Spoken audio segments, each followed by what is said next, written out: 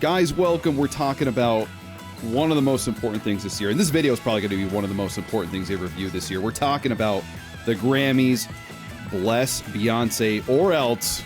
And we need to introduce someone who knows all things Grammys. Dixon, how are you? Ice. Great to be back. Yes. Very important. You texted me in almost what I would describe a manic state during the Grammys. You were you couldn't believe it. And thank you for doing the hard work for us because I didn't watch it. Oh no, no, it's no problem at all. Well, the funny thing is, and I realized my manicness post texting you, but thing is, my wife had it on, and I was ready to go upstairs on my computer, do whatever, but we came from some function. I forget where we were, and I had a couple drinks there. Okay. And then I continued to have some drinks, and I'm like, this is kind of fun watching this. I'm like, oh my God, great. This is a great idea for our next episode. So yeah, get a little tipsy. I was getting excited. I started frantically, manically texting you. So I apologize for that, but it was fun. It was good.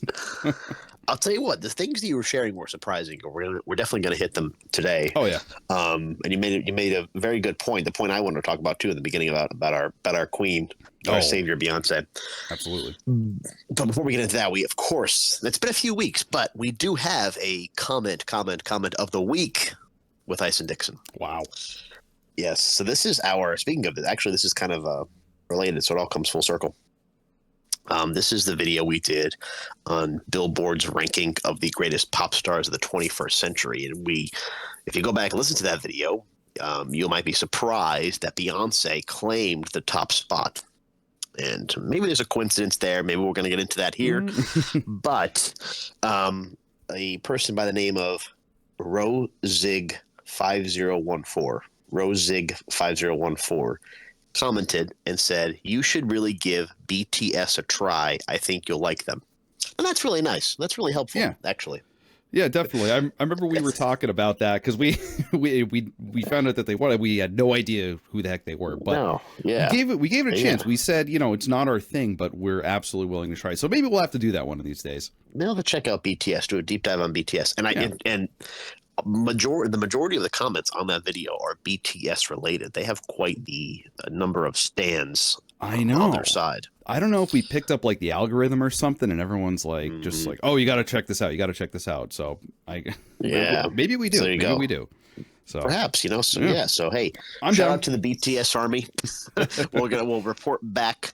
So that was our comment of the week featuring Ice and Dixon. Excellent. So we got quite a few topics to talk about, I guess. Okay. And this is the first thing that I teed you about, Dixon. Remember this? Mm-hmm. The very opening. Now, here we go. We're getting into our Grammy talk. So it opened with the opening act, and to be honest, I had no idea who they were. So I was yapping at my wife, saying, "Who the hell? Who is this? What?" And she's like, "It's the Doors." Or like, what? The Doors. And there were, I'm like, no, it's not. So what? Was it really the Doors? I don't. Oh, okay. Well, I think they were playing a song, but I'm not really. Oh. We don't know the. Okay, it was here's a list. Well, this is going really good. All right, so after we did some editing magic, it turns out the song is called "I Love LA" by Randy Newman, 1983. So where we got the Doors, we don't know. Oh my God, you compare the Doors. Probably one of the coolest bands of all time, and you have Randy Newman, who's like, "I got a friend in me." And why would they sing that song at the Grammys? What reason?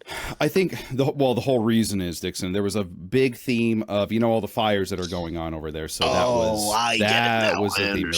There were a lot of songs like this. So that makes sense. Yeah. But one of the big things, you're watching all these people perform that we just listed off, but who do you see literally right over John Legend's piano?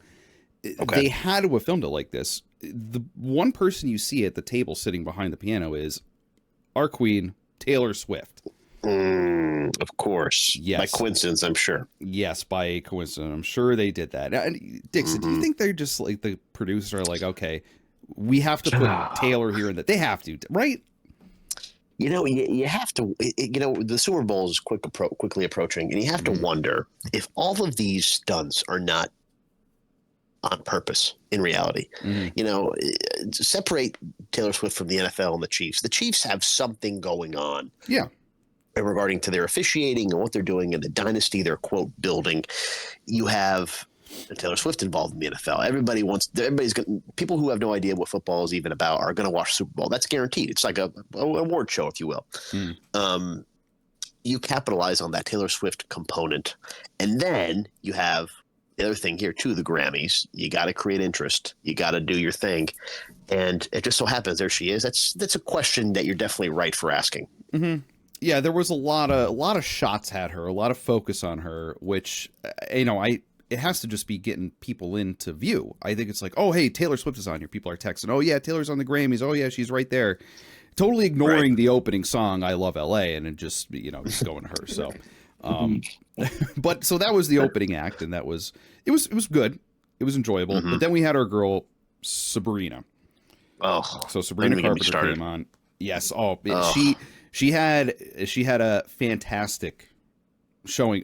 But the thing was, and at first I didn't feel like she was into it because I was watching this, you know, live, and she was kind of singing low. I'm not sure if she was nervous. She might have been. But then I looked at other videos that showed the perspective from the audience, and really no one's getting into it. No one's hyped up at all. No one's dancing. No one's clapping. No one's swaying or anything. So that's got to be kind of awkward, right? To be up in front of, you know, thousands of very famous, very successful artists, and they're just kind of staring at you. I almost wonder if it's kind of like, I don't want to say jealousy, but like, indignance towards her that, you know, you're the new girl on the block, and we don't really want to show you respect. I don't know. Yeah, that could be it too. And I was surprised at how Sabrina's, I guess she's been around for like a minute. She started as an actress, which I really didn't know. But this album, like we said before, it's banger after banger. You got to give them credit. And yeah, it's fantastic. I feel like there's like that. From what I understand, not that I've done any research, but the Sabrina Carpenter shows are very erotic. They're very nose forward with the physicality. Maybe being out of that element is kind of like that. Okay, this is kind of stuffy almost. I could see that. That makes a lot of sense, because maybe she just wasn't comfortable because it wasn't really her element. I'm sure she's used to people getting all hyped up for the sensual, unbridled sexuality of her performances. Yes, for sure. And that it just wasn't like that there. But I will say again, you gotta go back to our queen. The one person dancing was our queen, Taylor Swift. Oh, that was nice. Hey, helping out everybody, showing support. Yeah, so that was good. And then we also had this person, Ray, this artist that I had never even heard of, and she had a absolutely fantastic performance. Now, she absolutely beautiful voice, very good. And then and she was actually in the running for quite a few of these awards too. But then we go to Chapell Roan, who, spoiler, won New Artist of the Year for the Grammys. And her performance was really good. Now, again, I like Chapell Roan. I like her album. She's different, I'll say. I could understand how some people might be thrown off by her. And she's wearing all that makeup and stuff. She looks like a kabuki dancer in Japan or something. I don't even know what look she's going for. But yes, I know exactly what you're saying. Yes, but her performance of Pink Pony Club was very good. She came out on this big pony, and it was very bombastic, very showy, and I really enjoyed that. So I think those were like the highlight performances that we had there. Now, Dixon, I don't know if you want to talk about. I mean, we could go into the big thing already about how Beyonce just kind of very shockingly, very sus. Yes, how she just swept. I think that's really the big thing. I think that everyone is talking about. Right, so, and there's right. I'm sorry. Go ahead. No, I was just going to say she kind of did a full sweep, and just to set the stage really quick. We remember last year, Grammys 2024. Jay-Z had a big Yes. meltdown because Beyonce didn't win. That was Yes. that was a big thing there, and he was very upset. He made it clear. Yes. So yes. and here we are now, Yeah. and she's nominated in many categories. And you're right. There is that question because I discovered that video just scrolling through something, and it was Jay-Z essentially threatening everybody last year about Beyonce and all those kind of things. You have to wonder that these things just happen to be lining up. Not that Beyonce didn't get recognition before, but now it seems like it's so much so. I know. As far as her awards and her lists and all those kind of things, it's a little. You got to ask the question again. It's a little too coincidental. Exactly, and we're talking about and you and we've talked about some songs off of Cowboy Carter, her country album, and we enjoyed quite a few of them, and we actually went against the people that said that she was horrible, she shouldn't be in this, and blah blah blah, and all this stuff. And we actually respected her songs, and we thought they were pretty good. But you look at the lineup she was going against for country albums. So we have, of course, everyone knows F1 Trillion, Post Malone, probably like a pretty big influential album that came out last Great year. album. I mean, excellent. We like that too. Yeah, absolutely fantastic. You have star-studded cast on there, great artist. Everything surrounding it is great. Chris Stapleton, Higher. I mean, another one. Casey Musgraves, one that I think that's one of your favorites there, Dixon, right? So I good. I was gonna say something about that. I was just gonna say So the last two is Deeper Well by Casey Musgraves, and then we have Whirlwind by Lainey Wilson. That's who Beyonce was up against. So I feel bad, like a bad Casey Musgraves fan, because I'll tell you what, the last album she had, just incredible. I mean, I was listened to Deeper Well while I was driving, and I only was able to listen to it, like I said, while I was driving, and it's good. It's really good. Casey Musgraves has this thing where she's very literal. She's not very obtuse, but her aspects of being literal, like she'll literally say, you left and I miss you on Tuesday, like things like that. She's very literal, right? And they work well because she kind of there's a little bit of wordsmithing around it that makes it sound like it's pretty poetic. Once again, I think I said this about Sabrina Carpenter, but I feel like I'm reading directly from Casey Musgraves' notebook. And I said to myself in the car, in the list that I made by myself, to nobody else but myself in my head, that her album Golden Hour would be one of my desert island albums. I would bring that to a desert island because I can listen to that over and over again. Yeah, I might have to check that out. And I mean, that's a good point, saying that she's very literal, but she makes it work. I think that's kind of a hard thing to do, because it is. You could sing and tell a story, but then it's kind of boring and weird. It's just you're just singing things that happen. I feel like it's very difficult to do. For sure, it is. But yeah, so, and I mean that's just one of the one of the awards she won. There was also pop duo group performance with I'm sorry. Hold on, let me get my notes here. God, I'm sorry, Dixon. I'm all over the place. Don't apologize. 1 minute. I'll cut that out. Stop it. She also won Best Country Pop Duo. Her and Miley Cyrus for their song Most Wanted. Okay.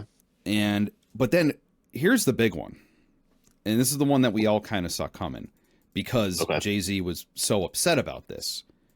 She won Album of the Year. What do you think about that? I mean, now, So, okay, here's who she was going against.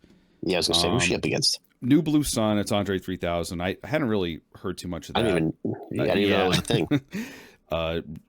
Jesse Volume 1 by Jacob Collier. Who the hell's that? I don't know. So, okay, those are the ones that no one, I mean, at least we don't really know. But here's the big ones now. Now we have Chapell Roan's album. We have Charlie XCX with Brat. You know, despite what we say, we're kind of a love-hate, I feel like I have with that album. I'm not going to lie. yeah, that is love-hate. Billie Eilish, Hit Me Hard and Soft. I mean, that was a great album. That song. That was, I mean, that was a fantastic album. Okay, not so much Torture Poets Department, Taylor Swift. Oh, boy, okay, all right. Yeah. Then our girl, now this is really upsetting, but Short and Sweet by Sabrina Carpenter. I mean, come on. You okay, I don't know the other ones, but you have to consider the idea of the size of the production of Taylor Swift's album. The fact that it was multiple, basically a double album. You have to consider that. And that's pretty impressive. You have to consider that. Take it for what it is. You know, I mean, that's something you definitely consider because of the volume of work. And I would argue probably you could say something about the quality of the work. I mean, it's all very consistent. Yeah. The Sabrina Carpenter album is banger after banger. It is so well done. Mm-hmm. The Charlie XCX album, once again, another one that's well done, but there's some head scratchers in there that are just like a little bit of yeah. I mean, I don't know. It's like yeah. And then Beyonce's album is good, but that's a pretty shocking result given all those other nominees. Exactly. And here's another thing, Dixon. I mean, maybe we're just not part of this world, but I mean, I've heard of Sabrina Carpenter's album. I heard of Billie Eilish's album. I heard of Chapell Roan's album. I mean, those were like at the forefront. Those were pushed to the front. Everyone knew about those albums. Sure. I didn't really hear that much about Cowboy Carter from Beyonce. I really didn't. Yeah. So I agree. So I don't know. And it just makes me question, were they just thinking like, hey, we got to give this to Beyonce or what?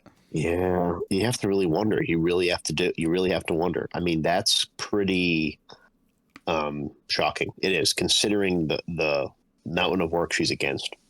I know. And, you know, here's the thing. Again, I'm not saying Beyonce is a bad artist or anything. She's obviously very talented. I think she's very talented. Here's another note. She's never won Best Album ever, and that's what Jay-Z was so pissed about.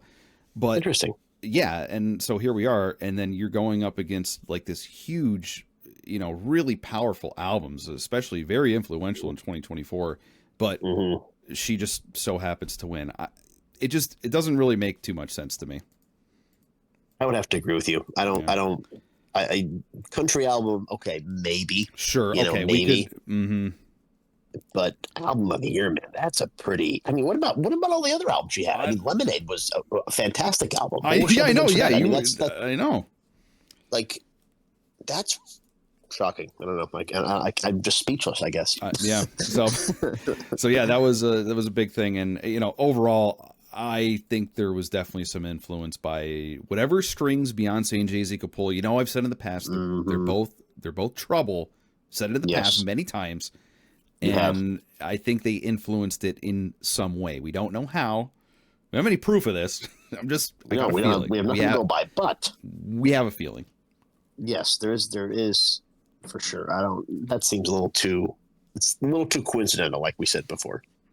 I totally agree. But on the rebound, just to mention quick, Sabrina Carpenter, our girl, she did win Best Pop Vocal Album, totally stomping out Taylor Swift for Tortured Poets Department, so that was nice to see. Yeah, that's a huge upset. That's honestly in reality, that's a huge upset. That's like really big. But I think it goes to the accessibility of Sabrina Carpenter music. Go ahead. I'm sorry. No, I'm sorry. I was just going to say I didn't expect it. I was actually like pretty shocked. I remember I think I texted you in all caps. I said, "Oh my God, Sabrina Carpenter, massive upset." Yes, that's huge. I know, and you know, you have all this backing for Taylor Swift. It's like, oh my God, it's a surprise double album, and it's the best work she's ever done, and all this stuff. And Sabrina comes in and out of nowhere and just blows her out of the water. So that was pretty interesting to see. Sorry, what were you going to say? No, you're absolutely right. It's really a huge upset. And you have to wonder, this is purely speculation here. All speculation. Could the forces that have powered Taylor Swift all these years, have they changed allegiance to Beyonce? I mean, because let's be honest. Okay, take Taylor Swift. Okay, Taylor Swift makes decent music, right? Beyonce makes decent music. That's all fine. It's all good. To put them like this is just absolutely groundbreaking that you've never heard anything like it. That's really something else. And a fluke is different. Okay, Sabrina Carpenter, fine. That's pop album year or whatever it was. That makes sense. I think that makes sense considering what it was. Going 100%. against Taylor Swift, it makes a little less sense. But you've come to expect that, okay, Taylor Swift is going to sweep every category, going to be on top of every list, whatever it may be. You have to wonder if there's been an allegiance shift or something, or an industry shift that has now fallen to Beyonce. And is she working with similar kind of behind-the-scenes things? Purely speculation. We have no idea. But I mean, come on. Every year after year of Taylor Swift, come on now. Yeah, exactly. It's by Adele. I want to hear Adele again. I know. We've been pushing for Adele, for God's sakes. Yeah. It is very, when you really get into the like the kind of nitty gritty of this and just see, like, just try to step back and look at what's happening. You're right. It is kind of interesting. Like, you're wondering if allegiance are shifting. It's like, okay, we're done with Taylor. We got to push Beyonce now. It's very interesting.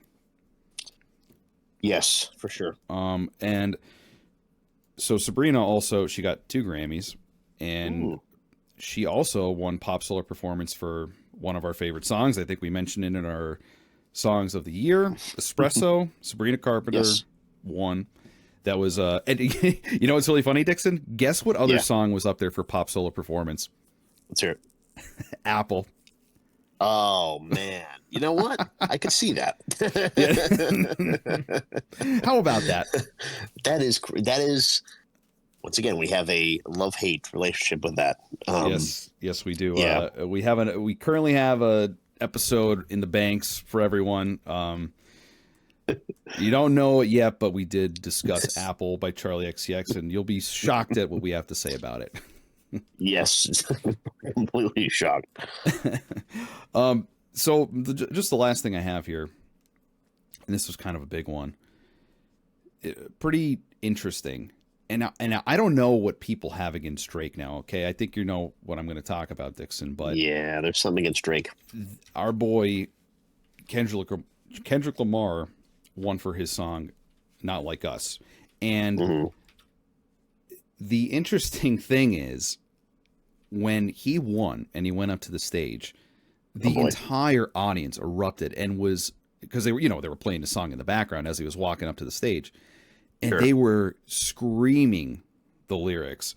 And then when they got to the part where he's like, probably A minor, they scream that as loud as they could. And the funny thing is, Drake is there. Drake is watching all of this happen, and and of course, everyone knows this "Not Like Us" is a huge dig against Drake. So I thought that was, and it made me think, like, why like the whole body of the audience there was singing the song knowingly against Drake. I don't understand what that whole movement was. Is there something that I don't know about that everyone hates him so much? Yeah. I mean, Kendrick Lamar in that song launches some pretty damning allegations against Drake. Oh, yeah. I mean, criminally so. At the disturbing, but at the very least, but definitely could implicate him in some other things. I mean, Kendrick at the risk of sounding like a millennial, Kendrick really spits some truth on these tracks that he lays down. He's really good. Oh yeah. And he's poetic, he's deep, and he seems like a nice guy. I mean, he's a family man and stuff, and he's definitely focused and dialed in. That's a really good question. And I wonder if Drake had gotten more credit than he deserved for all the years that Drake got credit. I mean, we've talked about this before. We love early Drake. Give me 2010s, 2012 Drake. You know, that string of albums, Marvin's Room and Nothing Was the Same, and all those albums. They're fantastic. They're great. Absolutely. Totally agree. And I hate to say that might be one. If I could bring 10 albums, maybe I could bring one of those Drake albums. But I mean, like I said, did I get sick of Drake? Is Drake just kind of a poser? I mean, because remember everybody was like, oh, wow, Drake, dude, he writes on his BlackBerry. He just types stuff in on his BlackBerry. He's so good. He's so cool. And I wonder if people just got sick of him, or because there's definitely an ego component to him. And now he's memed so hard. He's so memed often. And you just got to wonder if it's just like, all right, we've had enough. I know. I'm really wondering that. And I was reading some comments about this, and it turns out, now I don't know how true this is. They said that picking this part of the song isn't really normal. They said they usually go for the chorus or the hook. Sure. They claim that whoever was producing the Grammys at the time, like in the control room, actively picked this part of the song so it could be even more of a diss towards Drake. Wow, that's as he walking, yeah. That's really, really something. I absolutely can't believe it. And yeah, I know, that's pretty shocking. These comments are so funny. This person says, Drake in shambles. Imagine somebody calls you a P. Yeah. I don't want to get demonetized here. Imagine someone calls you a P on a diss track, and then that dude gets a Grammy and a standing ovation from the audience singing the punchline. Wow. That's really something else. That says a lot about everything. Yeah. Absolutely. Drake's got to be pissed. I feel like I got to look more into this. I feel like we have to, maybe if anything comes out of this, we'll have to cover it, because I think it's going to be, I can't see Drake taking this sitting down, but again, he's like Kendrick is like criminally implicating him in some pretty horrible things. So I'm surprised that there hasn't been more of a clapback from Drake on this. Yeah, and I feel like Drake lost everything. Not lost everything. That album he did that was like an EDM kind of like a lo-fi kind of thing. That he did. Remember we talked about that album? That was such an awful album. That was really. I was shocked at how bad that was. I almost want to go back to that to look and see just how awful that was. That was right around the time when he was falling off, I feel like. Yeah, that was bad. That whole thing was really bad. I mean, that the I don't know.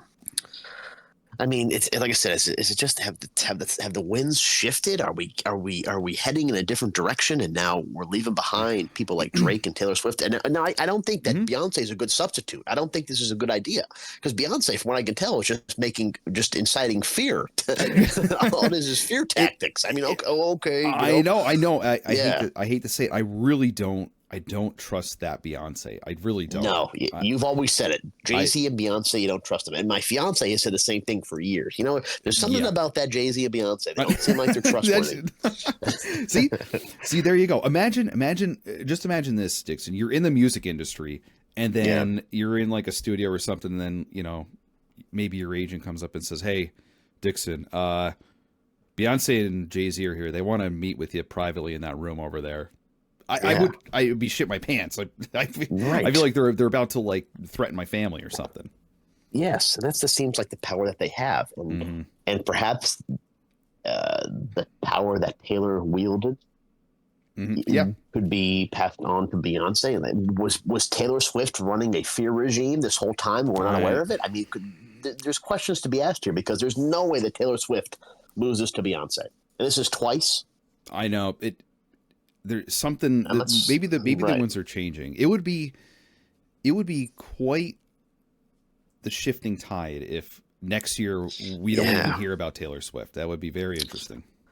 And I don't see her now. Not that I'm not that I'm religiously glued to the TV with the NFL, but I feel like that the last few games have not featured her as much. You know, I feel like I noticed that. I really noticed that too.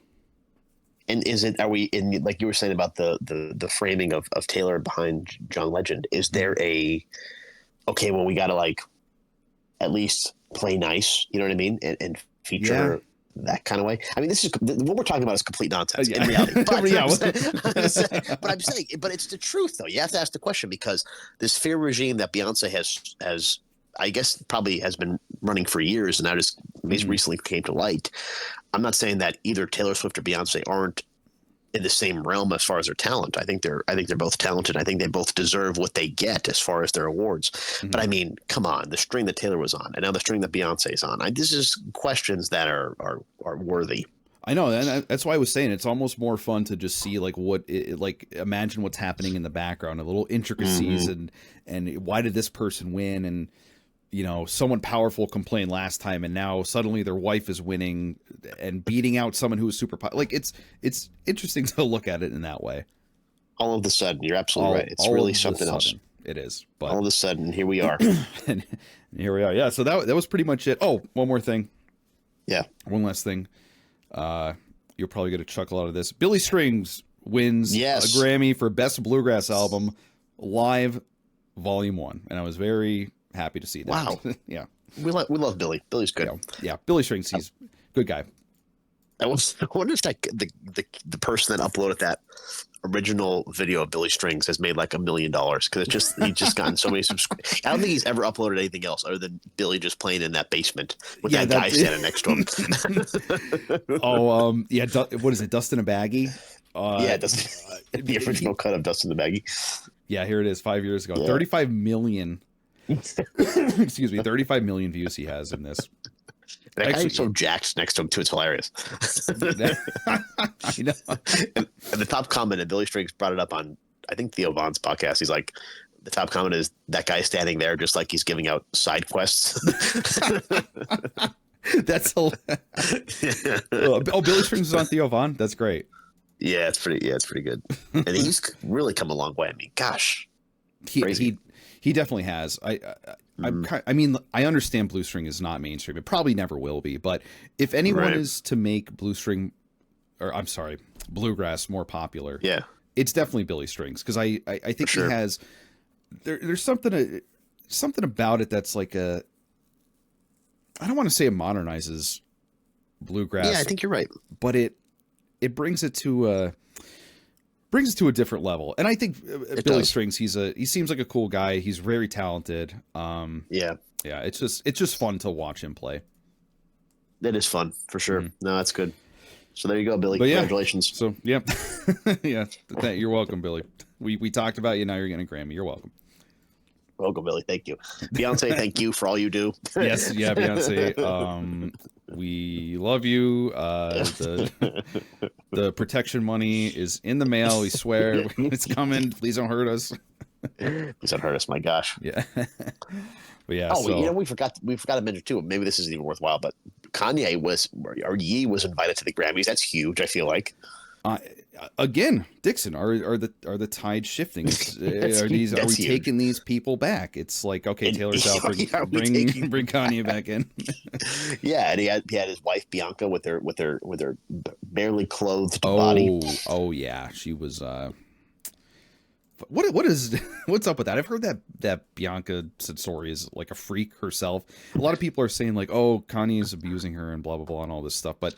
Apparently she's been like a freak forever. Like, this is before Kanye. She just likes to walk around pretty much half naked all the time. Tell you what, it's a wonderful thing to see. We need more of this. We need more of it. We don't hate it. Like it's totally fine. I love it because he posted like the live Google search results. It was like Grammys 2024. It was like Bianca ass. Like that was like the second most searched item associated with the Grammys. He just posted that. Yeah. Bianca Grammys uncensored. Yeah, right. Exactly. It's so funny. It's such a Kanye move. That is so funny. It is. That's hilarious. Very funny, man. Very good. So yeah, that's the highlights of the Grammys. It was one to see, that's for sure. Yeah, it sounds like it. My gosh, I'm gonna have to tune in next time. I'll tell you what. And thanks for doing the hard work for us, for watching the award show, for putting up with it. I appreciate that. I don't think I've ever watched a Grammy Awards ever in my life. But I tell you what, something I pay attention to. Mm-hmm. And like I said, you did the hard work. Thanks for breaking it down for us, because it really was insightful and asking the tough questions, which needs to be done. Oh, yeah, absolutely. We're the only ones, by the way, that are asking the tough questions. But yeah, absolutely, Dixon, absolutely. Thanks for entertaining me for a little bit. I love it. Absolutely love it. All right, guys. Hope you enjoyed. Let us know what you think about the Grammys. Let us know who you think should have won. And let us know if Beyonce is threatening you as we speak. And yes, please. Seek shelter. We'll see you in the next one. Peace.